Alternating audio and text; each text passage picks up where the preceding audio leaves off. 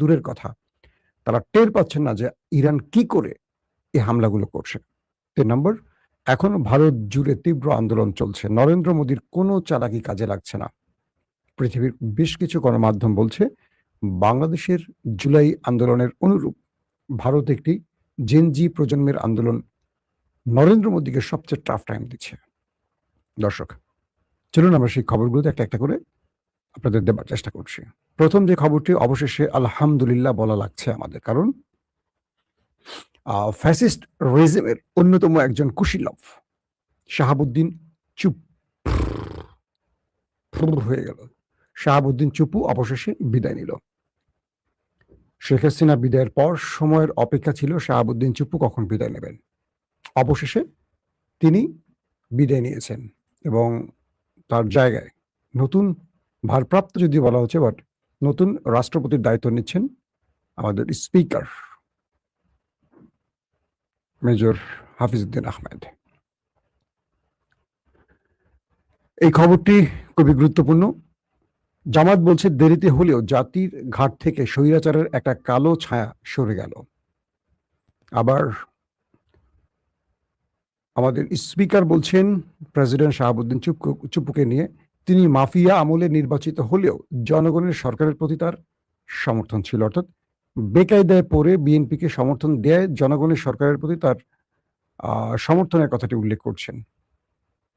অন্যদিকে এনসিপি রাষ্ট্রপতি মোহাম্মদ শাহাবুদ্দিন চুপ্পুকে গ্রেফতারের দাবি করেছে।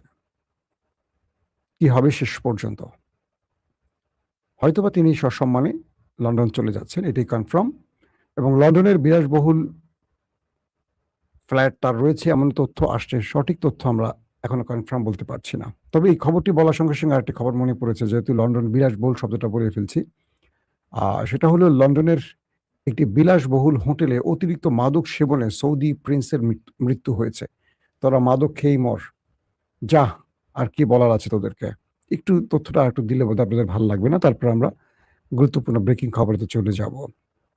বলা হচ্ছে যে 29 বছর বয়সী সৌদি আরবের এক প্রিন্সের মৃত্যু হয়েছে। তার নাম আবদুল্লাহ বিন ফাহাদ বিন আবদুল্লাহ বিন আব্দুল আজিজ বিন জালাউই আল সৌদ। দর্শক, আসেন আমরা চলে যাচ্ছি এবার মূল খবরে।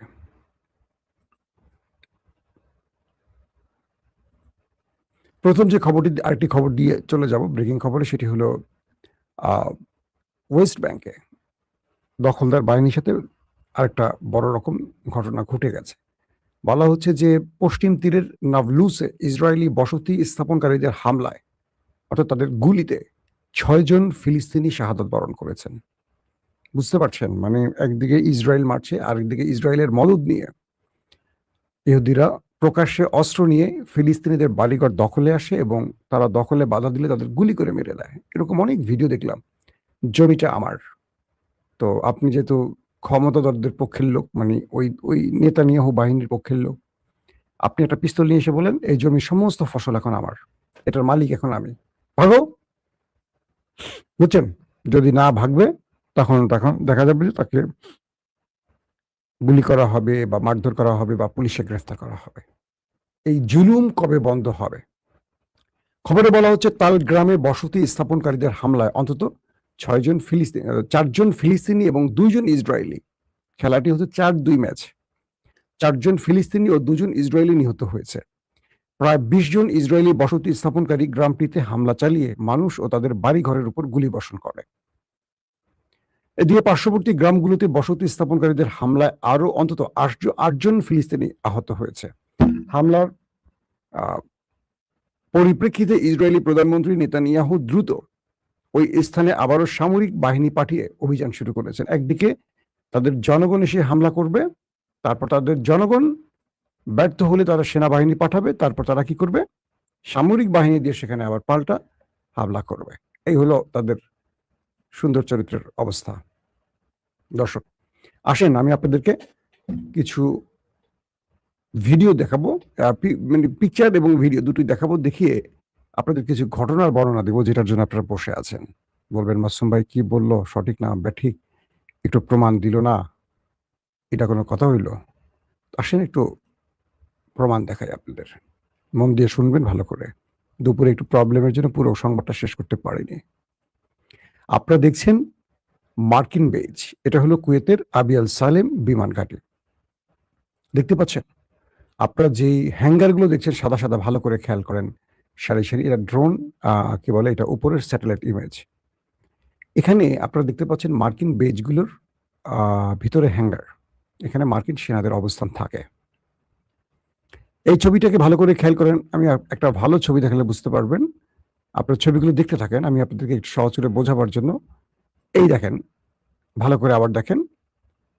এই ছবিটার পর আপনারা দেখেন একটা বেজ আমি দেখাচ্ছি। সেই বেজের মধ্যে সব সাদা সাদা যে হ্যাঙ্গারগুলো আপনারা দেখতে পাচ্ছেন, এই সব সাদা সাদা হ্যাঙ্গার, 1 2 3 4 5 6 7 8, এরকম 1 2 3 4 5 6 7 8 9টা হ্যাঙ্গার এক জায়গায় দেখা যাচ্ছে। একটু পরে দেখেন যে মাঝখান থেকে কয়েকটা হ্যাঙ্গার ধ্বংস হয়ে গেছে। এই যে দেখতে পাচ্ছেন, 9টার মধ্যে একটা আর এই একটা, এই দুটো ছাড়া বাকি ভেতরের গুলো সব ধ্বংস, বাকিগুলো অল্প ধ্বংস। 9টার মধ্যে মোটামুটি দেখা যাচ্ছে 3 থেকে 4টা ঠিক আছে, তাহলে বাকিগুলো ধ্বংস হয়ে গেছে। তাহলে আমরা যদি ধরি 6টা ধ্বংস বা 7টা ধ্বংস। ইরানের রিপোর্ট বলছে এক একটা হ্যাঙ্গারে 70 থেকে 80 জন মার্কিন সেনা ছিল এক একটা হ্যাঙ্গারে। ইরান একটি অ্যাটাকেই তারা সেখান থেকে 6টি হ্যাঙ্গার ধ্বংস করে ফেলেছে বেইজের। আপনারা দেখতে পাচ্ছেন স্যাটেলাইট ইমেজ, ভালো করে খেয়াল করেন। তো এক একটা যদি 80 জন করে থাকে 6টা হ্যাঙ্গারে, আমরা একটা হিসেব করে দেখতে পারবো কত, প্রায় 480 মার্কিন সেনা আকাশে চলে গেছে। যদি আমরা সেটাকে একটু অন্যভাবে কমিয়ে যোগ করি, ধরেন 70 জন, তাহলে 420, 70 এক একটা হ্যাঙ্গারে থাকে, আর 6টি হ্যাঙ্গার ধ্বংস হয়েছে, একদম পুরোপুরি উড়িয়ে দিয়েছে ইরান। আপনারা দেখছেন সেই ভিডিওর মাধ্যমে আমি আপনাদের দেখাচ্ছি। এখন যে বিষয়টি তৈরি হয়েছে যে ইরান বলছে তারা একটি হামলার মাধ্যমে ট্রাম্প চাচ্চুর 6টি থেকে 7টি হ্যাঙ্গারকে উড়িয়ে দিয়েছে, একদম উড়িয়ে ফেলেছে।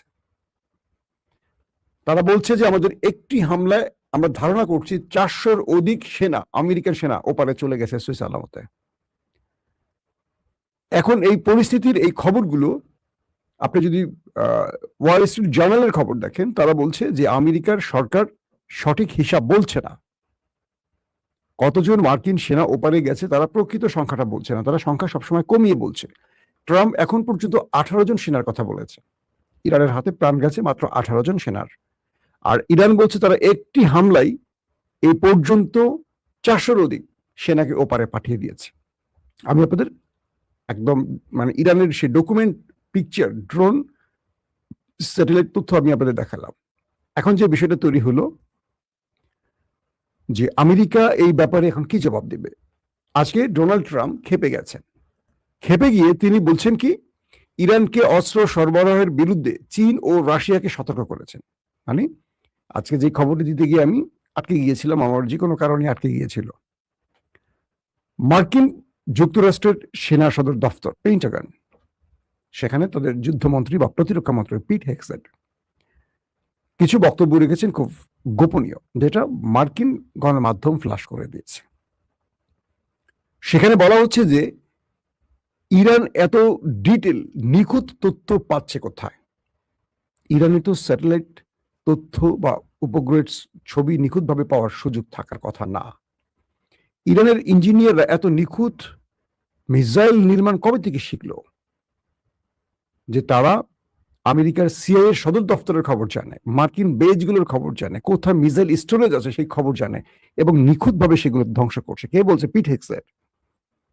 বলা হচ্ছে যে ইরান আমেরিকার সবচেয়ে সংবেদনশীল, খুব কৌশলগত জায়গাগুলোর প্রতিটা তথ্য জানছে, কোথায় আমেরিকানরা ঘুমোচ্ছে, কখন ঘুম থেকে উঠছে আমেরিকান সেনারা। অ্যামাজনের ডাটা সেন্টারে কিন্তু ইরান হিট করে উড়িয়ে দিয়েছে। তো বলছে যে আমাদের যে মার্কিন সেনারা কখন কোন ঘাঁটিতে ঘুমায়, কখন উঠে, কোথায় কোন ব্যবস্থাটি আছে, কোথায় আমাদের রাডার সিস্টেম, কোথায় আমাদের থার্ড সিস্টেম, কোথায় আমাদের প্যাট্রিয়ট সিস্টেম, প্রত্যেকটা বিষয় এত নিখুঁতভাবে জানে কোথায়। এখন ট্রাম্প দায়ী করছেন এই ঘটনাটি বা এর জন্য চীন এবং রাশিয়াকে, বলছেন এই দুটো দেশ ইরানকে একটা গ্রুপ অ্যাডভান্স বা ডিফেন্স সহযোগিতা দিচ্ছে, আরেকটা সকল তথ্য উপাত্ত দিচ্ছে।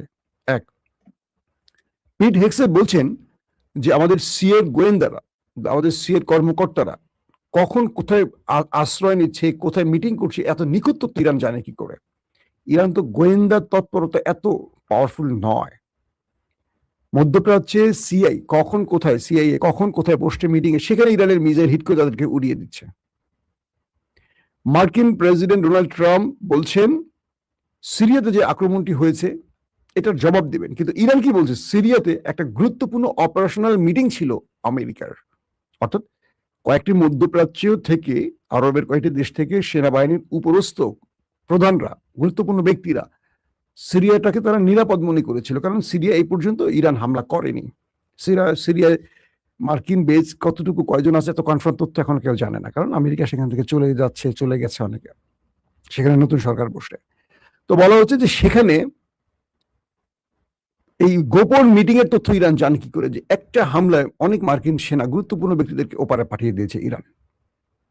তারা বলছে আমাদের প্রতিরক্ষা ব্যবস্থাগুলি আমরা এত গোপনীয় ভাবে রেখেছি, সেগুলো উড়িয়ে দিয়েছে। আমাদের মিসাইল গুলোকে আমরা কোথায় আন্ডারগ্রাউন্ডে রেখেছি, কোথাও আমরা উপরে রেখেছি, যেখানে যেখানে রেখেছি, এই নিখুঁত তথ্য মার্কিন সোলজার অনেকে জানে না, তাদের নির্দিষ্ট কিছু লোক ছাড়া।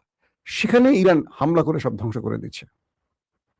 পিট হেগসেট বলছে, মার্কিন গণমাধ্যম দেখেন, এই পরিস্থিতিতে ইরানের কাছে বড় রকম ধরা খেয়ে গেছে মিস্টার ট্রাম্প।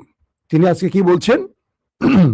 মার্কিন প্রেসিডেন্ট ডোনাল্ড ট্রাম্প আজকে শুক্রবার বলছেন, চীন বা রাশিয়ার কোনোটি যদি ইরানকে অস্ত্র সরবরাহ করে তবে তা তাদের জন্য খুবই খারাপ হবে।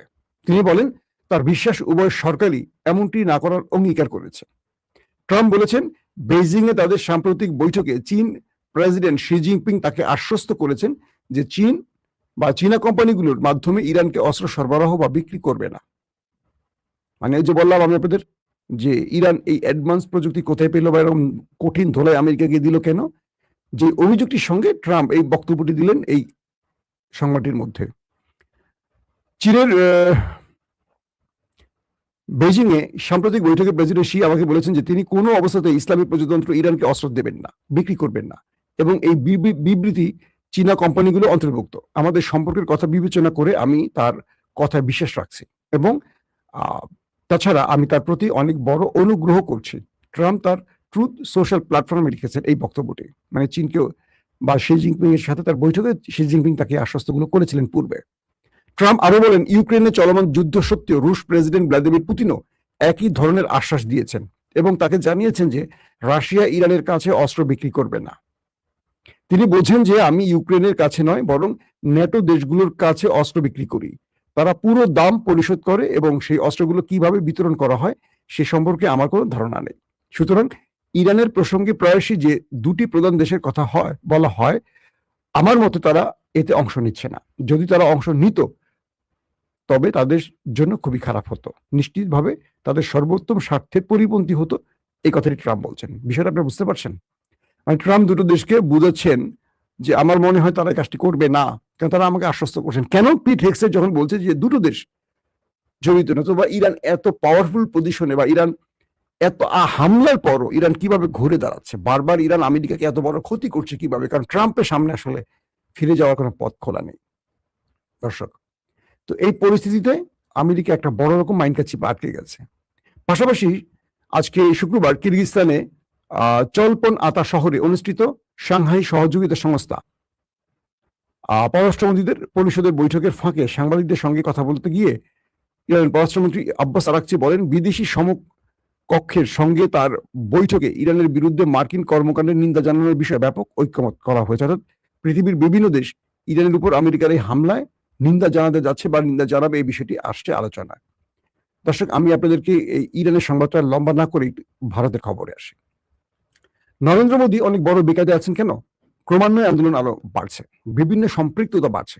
ইতিমধ্যে ভারতীয় গণমাধ্যমগুলো জোরে সোরে প্রচার করছে এই আন্দোলনকে সমর্থন দিচ্ছে বাংলাদেশের জামাত ইসলামী, এবং মোদী মিডিয়া এই মিথ্যাচারটাকে একদম হাসিনা মিডিয়ার মতো, হাসিনার আমলের সময় টিভি, 24, 71 টিভি, 72 টিভি, 74 টিভি, এরকম বহু টিভি ছিল না, তারা একটা এজেন্ডাকে একসঙ্গে সবাই মিথ্যার মাধ্যমে সত্য প্রমাণের চেষ্টা করতো, গোয়েবলস যেটা করতো। তো হাসিনার কাছ থেকে এটি শিখছে আমাদের নরেন্দ্র মোদী দাদা। তো তার মিডিয়া একসাথে ছাত্রদের বিরুদ্ধে প্রোপাগান্ডা চালাচ্ছে, ময়ূক রঞ্জনের মতো প্রচুর মিথ্যা শুরু করছে। এটা নিয়ে আমি আলাদা একটা এপিসোড করব। তো ইতিমধ্যে ছাত্ররা বলছে যে কোনো কিছুতে কাজ হবে না, কোনো মিটিং সিটিং এ কাজ হবে না। আমাদের যে দাবি, সে দাবির বাইরে আমরা কোনো আশ্বাসে না আমাদের মানে কান বা না কি বলে এই শব্দটাকে, যে আমরা তাদের কাছে নত হব না। আমাদের দাবি একটি, মানে শিক্ষামন্ত্রীর পদত্যাগ এবং যেই সংস্কারগুলো তারা চেয়েছে। ইতিমধ্যে সে আন্দোলন থেকে দাবি আরেকটা উঠে গেছে, সেটি হলো নরেন্দ্র মোদীর পদত্যাগ। কারণ নরেন্দ্র মোদী ছাত্রদের উপর হামলা করেছে তাদের ন্যায্য দাবিকে অগ্রাহ্য করে। এখন কলকাতা বলেন, এখন বেঙ্গালুরু বলেন, দিল্লি বলেন, ভারতের বিভিন্ন প্রদেশে আন্দোলন ছড়িয়ে পড়ছে। পাশাপাশি পুলিশ মারমুখী হচ্ছে, কোথাও কোথাও পুলিশ সংযমী আচরণ করছে। কারণ ইতিমধ্যে কিছু গণমাধ্যম বলছে এটা ডিপ স্টেটের খেলা হতে পারে। নরেন্দ্র মোদীকে ক্ষমতা থেকে সরাবার জন্য এটি ডিপ স্টেট বা মার্কিন যুক্তরাষ্ট্রের কোনো শক্তির বলের খেলা হতে পারে। এক একটা তথ্য আসছে, কিন্তু যে ছাত্র বিক্ষোভ চলছে এবং নরেন্দ্র মোদী বলছেন যারা প্রশ্নপত্রের ফাঁসের কারণে না পরীক্ষা দিতে পারেনি বলে আত্মহত্যা করছে তাদের পরিবারকে ক্ষতিপূরণ দেয়া হবে। তাহলে নরেন্দ্র মোদীরও আমার মনে হয় ক্ষমতা থেকে সরিয়ে ক্ষতিপূরণ দিয়ে দেওয়া উচিত। মানুষগুলোর জীবন চলে গেছে। ধরেন শেখ হাসিনা যে 2000 মানুষকে মেরেছে, হত্যা করেছে, তাদের পরিবারকে আপনি ক্ষতিপূরণ দিয়ে লাভ কি? যে মানুষটা চলে গেছে সেই মানুষের ক্ষতিটা পূরণ কিভাবে করবেন? দেখা গেল হাদি, শহীদ আমাদের ওসমান হাদি, তাকে মারলো, তার পরিবারের লাভ হলো, তাকে বেচা কিনা করে দিল তার ভাই বোনেরা।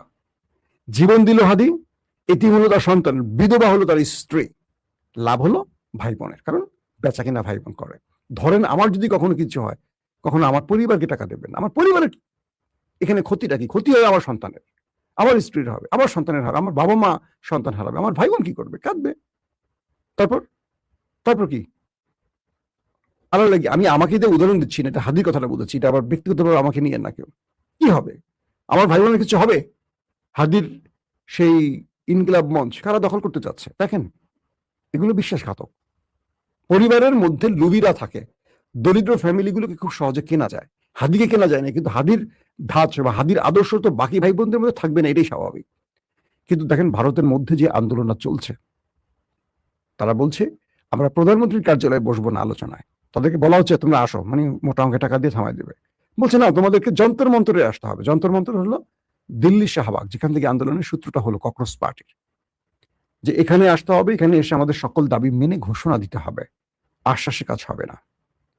কোনো আশ্বাস, নরেন্দ্র মোদী কাল রাতে টুইটারে জরুরি বক্তব্য দিয়েছেন, সব দাবি মেনে নেবেন এবং দ্রুত বিচার করবেন। তিনি ফার্স্ট খুব দ্রুত আদালত গঠন করে এই বিচারটি করবেন ঘোষণা দিয়েছেন। তারা মানতে রাজি না। আশ্বাস নয়, বাস্তবায়ন, এই চলছে এখন। এবং ভারতের নরেন্দ্র মোদীর সবচেয়ে ইম্পর্টেন্ট যে কথাটি এখন বলতে চাই, পুরো জাতি নরেন্দ্র মোদীকে একটা নতুন চেহারা দেখালো। তিনি মনে করতেন যে তিনি হিন্দুত্ববাদী লালন করে, যেহেতু হিন্দুদের দেশ, ভারত কবজায় রাখবেন। হিন্দুদের মধ্যে একটা বিশাল গ্রুপ আছে যারা বিশ্বাস করেন ভারত স্বাধীন হয়েছে হিন্দু মুসলিমের চেষ্টায়, এবং সবচেয়ে বড় অবদান ছিল মুসলমানদের। বিশ্বাসঘাতকদের কাতারে অনেক হিন্দুরা ছিলেন, ব্রিটিশদের সাথে গোপনে যোগাযোগ করছেন, কিন্তু মুসলিমরা সবচেয়ে বেশি প্রাণ দিয়েছে। আমি আমার গতকালকে লাইভে বলেছি, মুসলিমরা নামাজ পড়ছে আন্দোলনে, পাশ থেকে হিন্দুরা বাতাস করছে। মানে এমন একটি আন্দোলন যেটা বাংলাদেশে আমরা দেখেছি, কে হিন্দু, কে মুসলিম, কে জামাত, কে শিবির, কে বিএনপি, কে বাম, কে রাম, সব এক হয়ে গেছে। একমাত্র আওয়ামী লীগ ছাড়া সব এক, ফ্যাসিস্টরা ছাড়া, মানে মঞ্জুরুল আলম পান্না, আনিস আলমগীর ছাড়া, এই গ্রুপ ছাড়া সব এক। দেখবেন এই মঞ্জুরুল আলম পান্না আমার বন্ধু, আর আনিস আলমগীর আমার বড় ভাই, আমি আজকের কাগজে তার সাথে কাজ করেছি। এই দুজনের কাছে কখনো শুনবেন না হাসিনা 2000 লোক মারছে, এটা নিয়ে কথা বলবে না। তারা এখন এটা নিয়ে ওটা নিয়ে, এই মবক্রাসি, এইগুলি খুব সুশীল করে কথা বলে। এর একবারও বলে না হাসিনা 2000 মানুষ মেরেছে, 40,000 মানুষকে পঙ্গু করেছে। এই শব্দটা তাদের মুখে আসবে না। আগেই তো ভালো ছিলাম, এই ট্রামগুলো তারা নিয়ে আসে, এখন তারা খারাপ আছে। এদেরকে মানুষ বলতে লজ্জা লাগে। মানুষ এরকম হয় না। যদি মঞ্জুরুল আলমের ছোট একটা কিশোরী মেয়ে আছে, আমি চিনি, খুব কিউট, তার একটা বুকে গুলি লাগতো, তিনি বুঝতেন চালাকি। কারণ বাংলাদেশের অন্যান্য মানুষের রক্তকে সে নিজের রক্ত ভাবিনি, আমি ভাবছি হয়তো, তাই আমার কাছে খারাপ লাগছে। যে বাচ্চাটা ঘরে খেলতে গিয়ে গুলি খেয়েছে, কোনো আন্দোলনে না গিয়ে, আমি মনে করি সেই জায়গাটা আমার বাচ্চা থাকতে পারতো। এটা মঞ্জুরুল আলম পান্না, আনিস আলমগীররা বোঝেন না বা মানেন না বা চিন্তা করেন না। কেবল তাদের সন্তানকে তারা নিজের মতো চিন্তা করেন। তো পরিস্থিতি তৈরি হয়েছে, তার সামনে একটা একটা করে পথ বন্ধ হয়ে যাচ্ছে। চারদিক থেকে আন্দোলন বাড়ছে, দিল্লিতে মানুষের সম্পৃক্ততা বাড়ছে। খুব ইন্টারেস্টিং ব্যাপার। আন্দোলনকারীরা আন্দোলন করছে রাত দিন, রাতে না না ঘুমিয়ে দিনে আন্দোলন চলছে। তারা মানুষ খাবার নিয়ে আসছে, পানি নিয়ে আসছে, ড্রিঙ্কস নিয়ে আসছে, ফল নিয়ে আসছে, যেটা আমরা দেখেছিলাম হেফাজতের সময়। হেফাজতের আলেমদেরকে মানুষ চারদিক থেকে খাবার দিতে, আমি ব্যক্তিগতভাবে নিজে, আমি তখন 21 টিভিতে ছিলাম, 21 টিভির গাড়ির মধ্যে, আমার গাড়ির সঙ্গে ছিল, গাড়ির মধ্যে আমি অনেকগুলো তরমুজ কিনে নিয়েছি। পথে যা পাইছি ভ্যানের থেকে নিয়ে গাড়ির মধ্যে ঢুকেছি যতটুকু পারছি। পথে পথে আমি হেফাজতের আলেমদেরকে তরমুজগুলো বিলি করতে করতে গেছি, কারণ গরমের মধ্যে তরমুজগুলো পেয়ে তারা খুব খুশি ছিল। তো যাক, সে কথা না বলি। এখন যে বিষয়টা হইল, নরেন্দ্র মোদী একটার পর একটা দাবি, এখন তারা মানে শিক্ষামন্ত্রীকে সরাবেন না এখন পর্যন্ত তার ঘোষণা, কিন্তু এই আন্দোলনের গতি শিক্ষামন্ত্রী না নরেন্দ্র মোদীর দিকে এখন চলে যাচ্ছে। এবং শুধু ভারত না, ভারতের বাইরে, ইংল্যান্ডে, আমেরিকাতে, ইউরোপ কান্ট্রিতে এই আন্দোলন ছড়িয়ে পড়ছে। ভারতীয়রা সেই আন্দোলনে নেমে পড়েছে। পুরো পৃথিবী জুড়ে আন্দোলন শুরু হয়েছে। ইভেন বাংলাদেশে বাম রাজনৈতিক দলগুলো হাসিনা পোষা মোদি, ছাড়তে হবে গদি, এরকম স্লোগানে নেমে গেছে তারা বাংলাদেশে। অথচ নাম পড়ছে জামাতের। জামাত বলছে যে এরকম কাজ তারা করেনি, এমন কোনো চিঠি তারা ভারতে পাঠায় নাই। ওই যে দিন শেষে জামাতের দোষ যেটা বাংলাদেশ 15 বছর দেখি, সব দোষ বিএনপি জামাতের। এখন বিএনপি চোখে জামাতের, মানে জামাত একটা মহা বিপদে আছে। তাদের একজন এমপি এত বছর পরে একটা কাম করছে, কিন্তু যে দলগুলো 12 মাসই একামের উপরে থাকে তাদের কোনো দোষ নাই। এটা ঠিক আছে কেন? ঠিক আছে, মানুষ মনে করে ইসলামী লোকগুলো ভালো হবে। ইসলামী লোকগুলো ভালো হয় সাধারণত, ভালোই তো না? আপনি দেখেন, মানুষ ইসলামী ব্যাংকের প্রতি ভালোবাসা বেশি, মানুষ ইসলামী ব্যাংক পছন্দ করে বেশি, মানুষ ইসলামী লোকদেরকে আমানতদারি মনে করে মানুষ। কিন্তু ইসলামের গায়ে মানে সাদা কাপড়ে ময়লা লাগলে একটু চোখে বেশি পড়বে, এটাও মানতে হবে। একটা দুইটা ঘটনা ঘটতেই পারে, এরা মানুষেরও প্রমাণ হবে নাকি?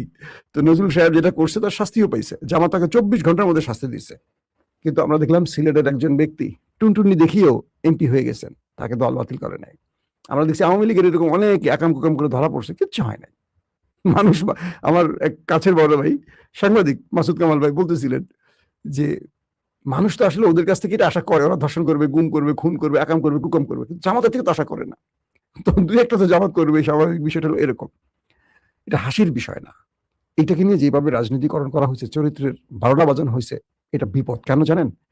আগামী দিনে বিএনপি তো এটা করবেই। বিএনপি সব নেতারাই মোটামুটি কম বেশি একটু মানে ঘরের বাইরে লবণ টেস্ট করেন। এখন এগুলো মিডিয়া তাদেরকে একটার পর একটা আটকাবে। সোশ্যাল মিডিয়া হা করে থাকবে, পাবে আর প্রচার হবে, এখন আর ছাড়াছাড়ি হবে না। অর্থাৎ একটা চরিত্রের 12টা বাজাতে গিয়ে এখন পুরো দেশের রাজনীতিবিদের চরিত্রের 12টা বেজে যাবে।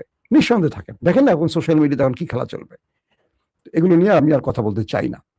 তো নরেন্দ্র মোদীর আপাতত বলা যায় বিদায় ঘন্টার দিকে যাচ্ছে আন্দোলন, এবং পৃথিবী তাকিয়ে আছে কতটা ডাইনামিক বা কতটা কৌশলীভাবে নরেন্দ্র মোদী আন্দোলন থামাতে পারে। কিন্তু আন্দোলন যেভাবে গতি বাড়াচ্ছে ককরোচ পার্টির সঙ্গে সকল রাজনৈতিক দলের যেই সাপোর্ট বা তাদের যে সমর্থন, এটা বাড়ছে। যদিও বিজেপি বলছে আন্দোলনের সাথে বিদেশি শত্রুদের হাত আছে, ছাত্ররা এটাকে ডাইরেক্ট বলছে যে আপনি আন্দোলন দাবি মানার কথা বলছেন আর আমাদেরকে অপরাধী সাজাচ্ছেন বা আমাদের দেশদ্রোহী বানাচ্ছেন, এটার জন্য আপনাকে আমরা ক্ষমতা থেকে টান দিয়ে ফেলে দেব মিস্টার নরেন্দ্র মোদী। এখন নরেন্দ্র মোদী সেই গদি মিডিয়া